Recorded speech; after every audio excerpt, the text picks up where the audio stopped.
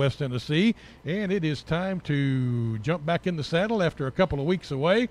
Brent Ward is with us this morning. Good morning, sir. Good morning, Mr. Jimmy. How are you this morning? Since we haven't had the opportunity, Happy New Year to you. Yes, sir. Happy New Year to you as well. Yeah, I understand you had a good holiday, kind of relaxed and kicked back the way it should be.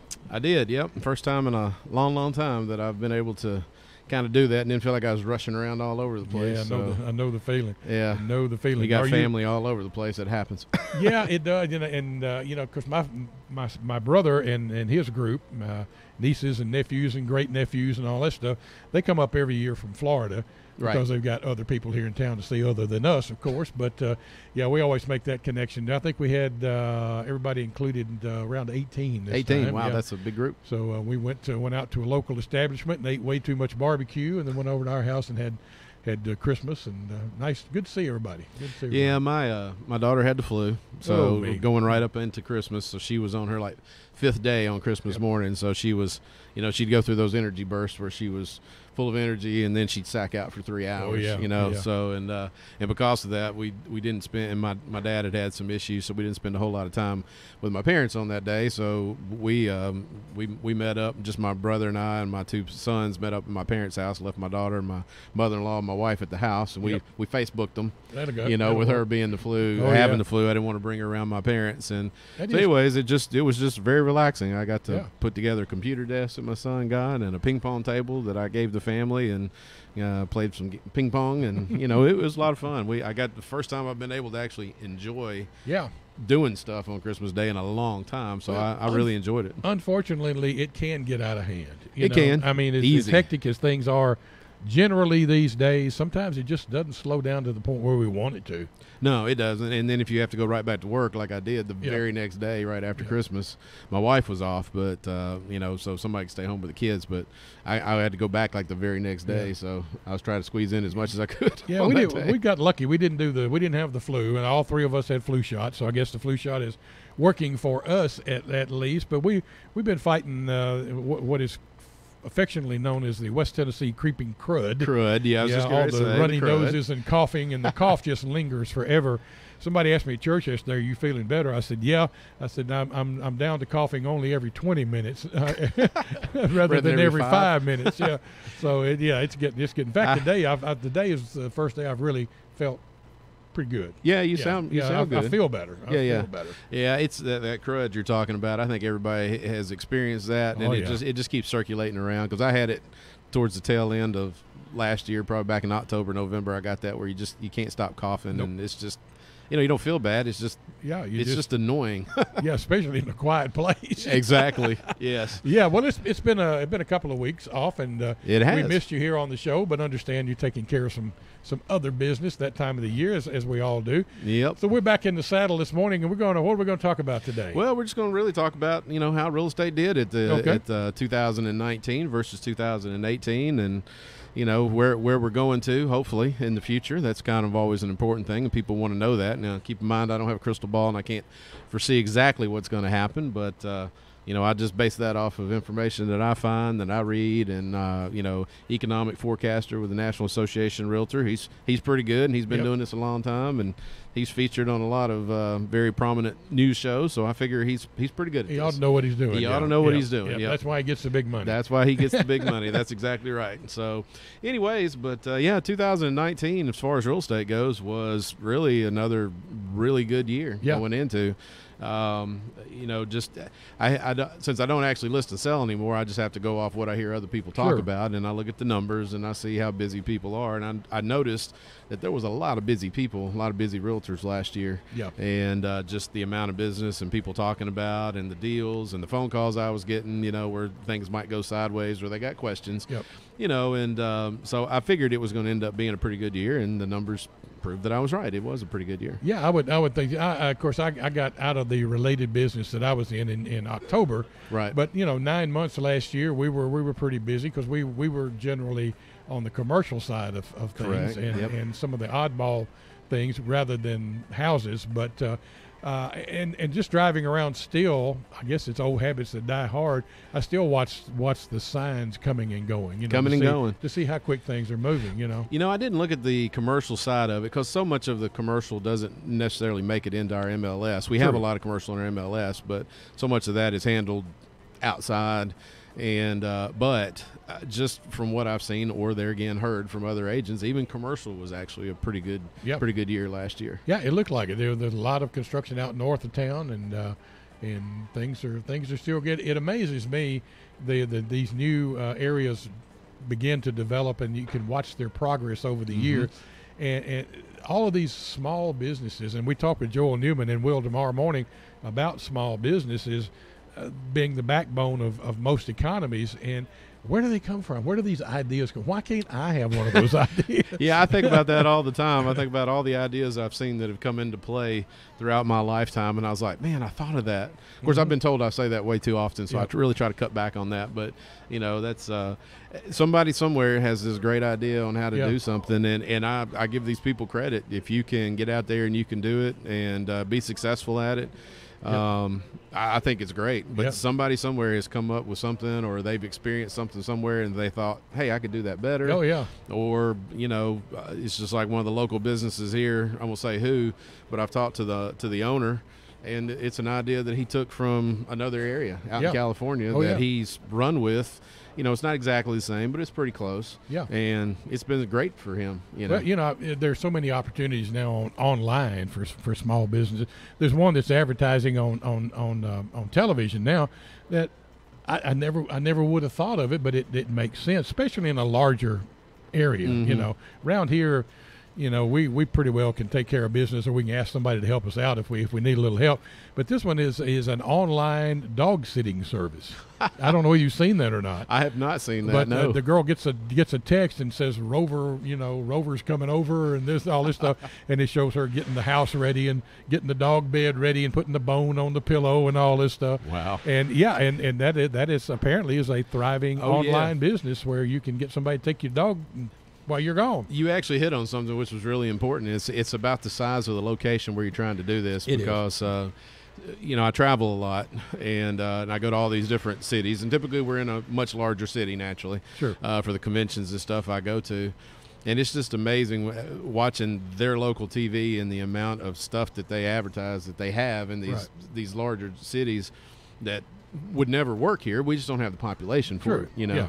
And but you're right, just something like that. And that's the thing, is you can always find something that's similar to that, because a lot of how many pet spas do we have around here? We do a bunch. Yeah, we really do. For no bigger than we are, there's a lot of them, and they offer made things. An appointment for my dog over the weekend, as a matter of fact. Ours got trimmed on the 30th of December, so she was all pretty come January the 1st.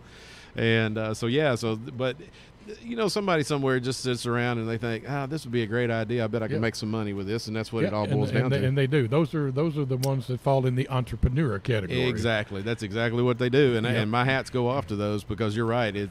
That is the backbone, and I think the last time that I heard from the Chamber of Commerce here in Jackson is that Jackson is still supported by small business. That's like the main staple here. I think so. Is our small businesses that we have, and you hear this all the time. Try to support your local business, but honestly, you should, because that goes all the way down to everything that we do. Keeps the money circulating right here where we are. The money right here where it is. I do my fair share of online shopping like everybody else does, but I have no problems in going out, and somebody's got something I want, I'll go buy it. Absolutely. If I pay a little more for it, that's okay. That's okay too. My choice. It's my choice. Yeah. And I got it right here. It's so funny. I used to laugh because my parents, and I'm sure everybody's parents, are so hard to buy for Christmas, right? Yeah. You know what I'm saying? Because they got everything they need. True. And I used to laugh because I was like, if y'all need something, you just go buy it. And I'm finally at that stage in my life at 51. I finally grew up. That's kind of the way we are, because my oldest son and my wife both talk about, like, you're so hard to buy for, because by the time you tell us something you want for Christmas, you've already got it. Yeah, and I'm bad about that. In fact, I told everybody this year, they said, what do you want? What can I get you? I said, look, I don't want anything. I really don't need anything, and that is a blessing. but you're always going to get something, right? That's right. And I got a T-shirt from my wife this year, and most of those T-shirts I'll wear once or twice, but this one I'm going to wear for a while because on the front of the T-shirt is in big letters it says 2019.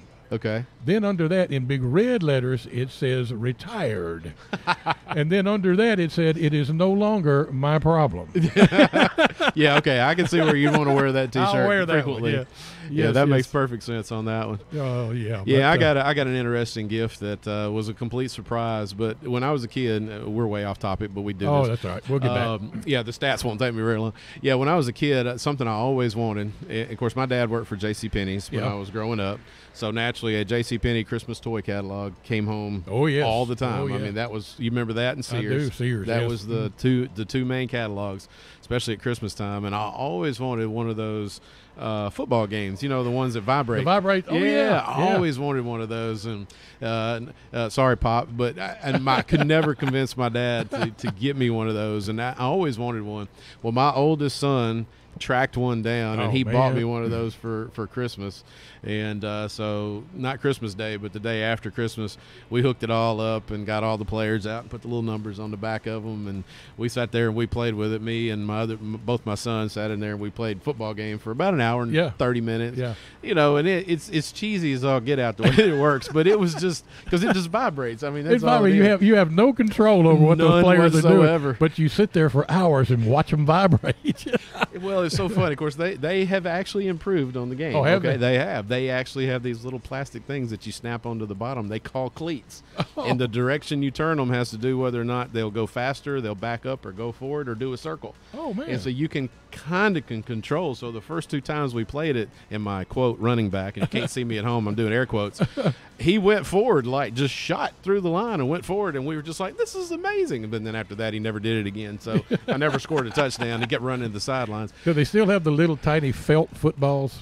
Yes. Yeah. It was a little punch out thing. So it was so hokey compared to today's game. Oh yeah. But they still have punch exactly out this little felt football and stick it in the crook of the guy's arm, and I don't know. That's supposed to help him, I guess. I don't know. They still have that. That part has not changed. Oh Lord. You know, my son's good about finding vintage things for me, and I get some vintage goodies from him, whether it be candy or things like that. But I love reminiscing back in the day. We pulled out some old pictures from time to time, and some of the stuff that we got for Christmas back in those days was kind of strange. I mean, I had stuff, everything from a ventriloquist puppet. One year I thought I was going to be Paul Winchell, but I turned out not to be. And then one picture we got out, I guess I was maybe 6-7 years old. I was sitting behind what appeared to be a dark green machine gun. Oh, there you go. With the little red thing that would go back and forth, yeah. like the bullets coming out. So I mean, it's crazy what you remember when you were a kid. Hey, I got a nice Gibson guitar that I was going to be the next anybody that played guitar, and I was none of the above because yep. I never figured out how to play it. So, but it looks awesome. Yep. Sitting around on his guitar stand. Oh sure, yeah. I got a little bitty set of drums when I was very, very young, and those paper heads that came on those drums lasted about till sundown. Yeah. Okay. But they look cool sitting in the corner. We have waxed nostalgic long enough. So yes, we have. Let's get back to let's talk about some stats on real estate. So locally, I would have said it was a good year, and you confirmed that. I did. Mm-hmm. And so give us what you got there, and let's see how we stand. Well, this was actually an article that I actually wrote for an agent that needed a little help in something, so I put together a little article. So this actually was written on December the 17th, and I have year-end stats, but just kind of give you an idea that. As of December 17th, 82% of all the property that was listed in Madison County through our MLS, and let me just go ahead and throw that out as my disclaimer. Yeah. Okay. I don't have like full-on stats, and I didn't go to the courthouse records. I'm not going to do that. So we're talking about our MLS only, which is where most things actually go through our MLS. But 82% of all the property that was listed in Madison County actually sold. Wow. Okay.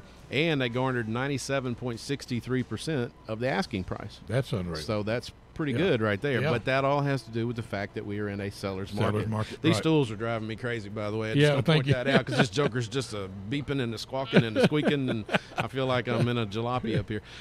So anyways, but the average sales price for Madison County has actually gone up, and I'll give you the year-end stats on that. So we actually, in 2018, our average sales price was $168,000. And we're all the way up to $177,000 now on our average sales price. And just to give you some more, we sold 1,282 houses in Madison County back in 2018, and that only went up about 90 properties roughly to about 1,379 for this year. And but our average days on market has dropped. We've gone from 56 days on market back in 18 down to 49. Wow. And so and that's pretty good, because I can remember back in the days when average days on the market were like 80 or 90 days. Oh yeah. 3 months to sell a house, which is pretty normal, right? But interestingly enough, we sold $216 million worth of real estate was done, residential. This is all residential. Right. Was done in 2018, and we're at $245 million for 2019. So everything is continually moving up the scale, and we'll kind of talk about what the future forecast is for that. So that was Madison County, which is naturally is our largest market area that we have. Sure. And a lot of people forget about that, about how much business, especially real estate wise, is actually transacted right here in Madison County. Because, we cover 9 counties in our local MLS. And we got Dyer, which is a pretty good size county as far as houses, Gibson County, Henderson County, Chester County, all those. But, Madison County is naturally the hub, and we do almost as much business in Madison County as we do in the other 8 combined. Until we picked up Dyer, Madison did more than all the other 6 counties we had combined. Right. Now that we've picked up Dyer, it's pretty close. So it just depends on how the year goes. But so moving on, let's just talk a little bit about some of the other counties. Talk about Gibson County. So back in 2018, they sold 527 properties, and in 2019 they closed 662 properties. So they're up quite a bit. Average days on market, they're way down. In 2018 it was 90 days, so they were still hitting the 3-month average, but they're down to 54 now. Wow. And that's way on down there. And then their average list price, $130,000. The average sales price, this is 2018, was $126,000. So they're almost garnering full asking price in 2018. 2019, it's $138,000 is their average list price, and their average sales price is $134,000. So they're still hanging in there, getting that spot. So they actually did $89 million worth in Gibson County. So that's up from $66 million back in 2018. So Gibson County has had a big surge. Selling faster, getting more for the property, and they've done a lot more this year than they did the year prior to that. And I would think in Gibson County, I could be wrong, but I would think probably Medina still leads. Medina's still your big way. Yeah. But they run into the same problem over there in Medina that we ran into here, was just the limited number of new construction houses. Right. And we've talked about this on the show before from talking to some builders. There was a period just a couple of years ago where it wasn't necessarily that they weren't wanting to build houses. It was more of the problem was there was no place to build new houses. There was no new subdivisions that had gotten developed.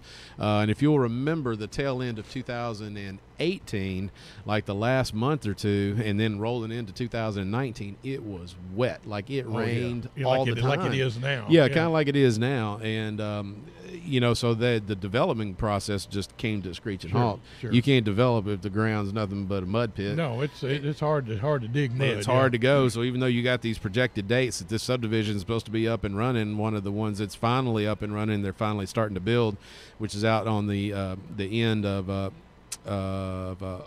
Old Humboldt Road. Can't think of the name of the subdivision, but that one was actually supposed to be up, and they were supposed to be building on that back in the spring of 2018. Right. And they just now started houses in 2019.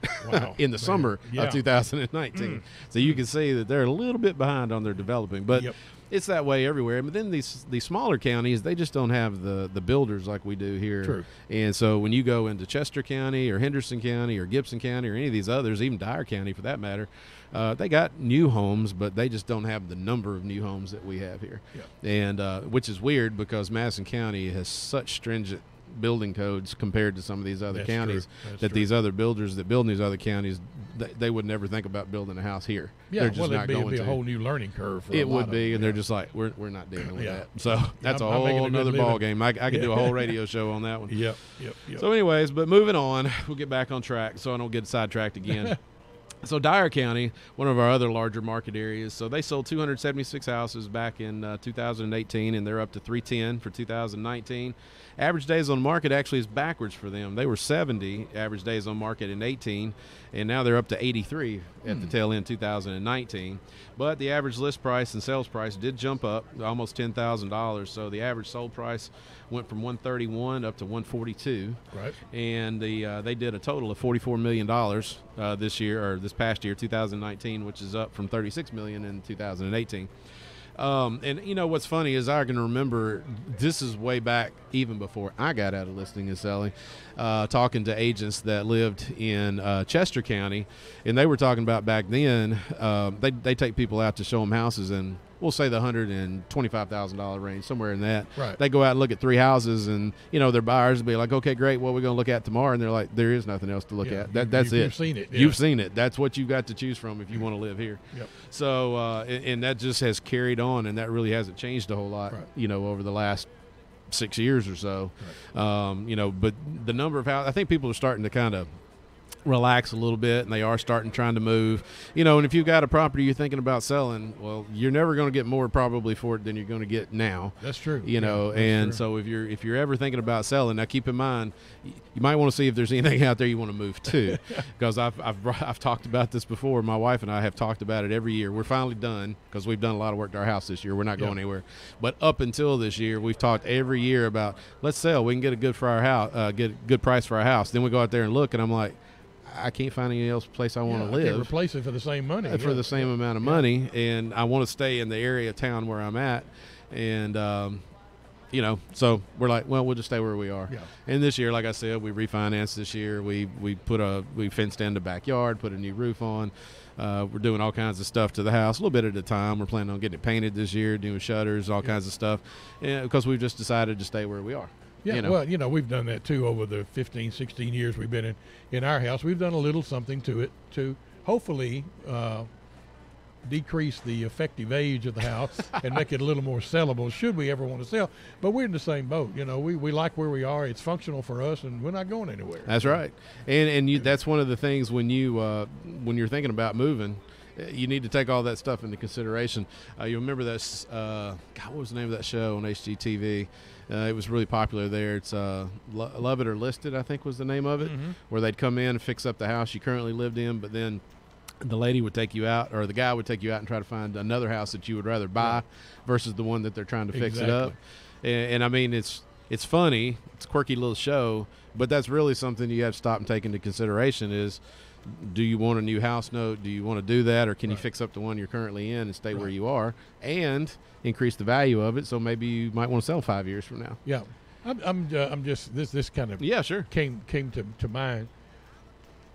Typically in this market, and correct me if I'm wrong, but typically in this market, when you're looking at residential homes, whether existing or new homes, you're primarily in the average price range that you were talking about. You're probably looking at 3 and 4 bedroom homes. Yep, that's 3 bedroom, 2 bath, 4 bedroom, 2.5, 3 bath, whatever. Mm-hmm. Is there a viable market within those same subdivisions where you're seeing the 3 and 4 bedroom houses? If someone came in and built a 2 bedroom house that was quality wise, fixtures wise, everything was comparable to the market, but they only got 2 bedrooms available, what's that going to do to the marketing time and the sellability? That would change the whole gamut. Yeah. Just due to the fact that almost everybody wants a 3 bedroom. I mean, there's a need for a 2 bedroom, but most of your 2 bedroom homes have, I don't want to say total customs, but they're going to have some custom done to them. Yeah. Like they had somebody remove a bedroom or increase the size of a bedroom, or whatever the case may be. And, you know, so yeah, that might be what you need at the time, is just a 2 bedroom, but your marketing time is going to jump way out and your number of buyers is going to drop way down. Yeah. you know, because that's just people just my old boss from years and years ago when I toured his house, and he lived on Alta Vista. Yeah. Now it just came to me right then. He lived at the very end of Alta Vista. He was the very last house on the right, up on a hill, pretty private and secluded. A super nice house. It was beautiful, and he was only 2 bedrooms. I know where it is. As big as it is, it was 2 bedrooms. Yeah. And huge bathrooms, you know, living areas. Like I said, it was a beautiful house, but it only had 2 bedrooms. Yep. And I always thought that was kind of weird, but it was a custom built house. Yeah. And, you know, because you run into that a lot. Like you'll see, like I was going to talk about, like the most expensive houses sold in 2018 was $2.5 million in Jackson. Wow. Okay. And so I looked up to see what it was. It was sitting on 475 acres. It had a shop, a stable, and a 14-acre lake. The house, this is the funny part, the house itself was only 2,700 heated square feet. Really? Yeah. So that made it at $935 per square foot. That's a little out of the ordinary. So anyways, I just thought that was kind of funny. So I went in and looked at the pictures of it. It is a beautiful house. But what you see a lot of times, not necessarily this one, because this house is not ginormous. This is a pretty average size house, actually. But what you see a lot of times is people will build these immaculate mansions that have all these crazy things in them, and they'll live there 5 to 10 years, and then all of a sudden they have to sell it. Yeah. Well, now then you got to find somebody that has the same kind of taste that you have. Exactly. And because I've seen some really, you know, Frank Lloyd Wright. If you've been around a while, you know who that is. And we have a few of those Frank Lloyd Wright-esque type houses in the area, right? A little different architecture. They're a little different architect. They're beautiful houses typically, especially if you like outdoor scenery, because you're going to have a view, right? True. But I've actually sold one. There's one on, you probably know where it is. There's one on Hollywood. On your right, if you're going down Hollywood, where you get off the bypass heading downtown, it's on your right down there, and it looks like a 1-story kind of funny-looking house. But if you can see the other side of it, that's not on the Hollywood side, it's 2-story, spiral staircase in it, glass from one side of the house all the way to the other. Oh yeah, it's beautiful. And I sold that one, then tried to sell another one that was out in Three-Way that was out there, you know, and those were both custom-built houses, right? But they take a while to sell those, because you got to find that buyer. It's a smaller market. Smaller market, that's right. So, you know, and I guess if you got the money, you got the cash, it doesn't make any difference. And by the way, this $2.5 million house was cash. I might point that out. Hello. Not mine.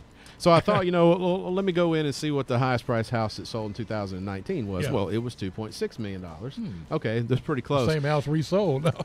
It was the same house. Oh, was it really? It was the same house. Serious? I went in and looked. One of them sold in September. The house sold in September of 2018, and it turned around and sold in October of 2019 for $100,000 more than it sold for the year prior. $2.5 million flip. Yeah, cash the second time too. Mercy. Okay. Now, I was kidding when I said that. I know. When I went in and looked, I was like, "Oh my gosh, it's the same house." So I checked the dates to make sure that everything it all matched up. So that's just weird. You know, the 2-bedroom house that you were talking about. I know that house. And I knew the people that owned it, and they built that house when all their kids were gone, and like most people will say, well, I just don't need that much room anymore. Right. So they built a custom 2-bedroom house. I know I have a friend that I graduated high school with did the same thing. Same thing. In a predominantly 3- and 4-bedroom house area, and I mean it's a beautiful house, and it's exactly what they wanted. But you know, down the road a piece, it may come back to bite them. It might. If you're smart about it, then you can do a 2-bedroom house and get away with it. But what you have to do is you have to make sure that you've got something else that maybe you could convert into that 3rd bedroom. Yeah. So when it came time to sell the house, you stick a closet in it and make sure it's got a window, because that is a requirement. Yep. But if it's got an exterior window, just slap a closet in it, hey, you're good to go. We got something on the text here? As we speak. I think so far we got a white. Okay, it says the same house is for sale now on Old Medina Road. Only a house in 40 acres this time. Oh, okay. For $1.2 million. $1.2 million. All right. So there you have it. There you go, folks. All right. Appreciate that. This, as the old saying goes, this house has been on more laps than a napkin. Hey, that's a new one. I've never heard that one before. More laps than a napkin. I'll have to try to remember that one. We've got one in our subdivision. Bless its little heart. That it's built on a kind of an oddball corner lot, and it literally faces the corner. Okay. Oh yeah, of a main drag. Angled Angled to the corner. Minimal backyard, you know, and all this stuff. I think everybody in town has had a sign in that yard at one point or another. There's a different one out there now. Is it on Weather Ridge? It is. Yeah. I know exactly which one you're talking about. Yeah. You're talking about a minimal backyard. Oh yeah. It's like a little tiny triangle back there. Yeah. It looks like it's bigger than it is. No, it's not. But Yeah. it's not. Yeah, I know the guy lives next door, and I've seen it, so it's not. But No. I've been in that house Yeah. and I've toured it, and everybody stood it. We did a home tour. Yeah, so there, there's a good example. You may have a perfectly wonderful house. Oh yeah. But you don't have that little amenity. You know, if you got kids, you got to have somewhere for them to run. That's right. And if you're an old person, you want to sit out in the yard and be able to be somewhat private back there. Somewhat private. Well, I tell you, if you ever go online, you can go online and look up. I can't remember exactly, but like go to YouTube or something like that and look up like, what was the builder thinking or stuff like that, and see some of these houses that builders have built, and you just look at them and you go, did you think this thing through before you got going? Because there's been some, I've seen them where this house built on a hill,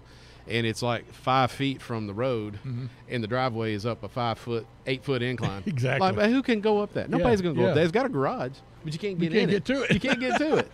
I mean, it's ridiculous. Oh man. Because there's a few houses around here that when you're driving on the road and you look at the house, what you see is the roof, because they had to drop the house down the hill to build the house. Which, to me, all I'm thinking about is where does the water off the road go to when your house is at the bottom of the hill, right? Under your house. Yeah.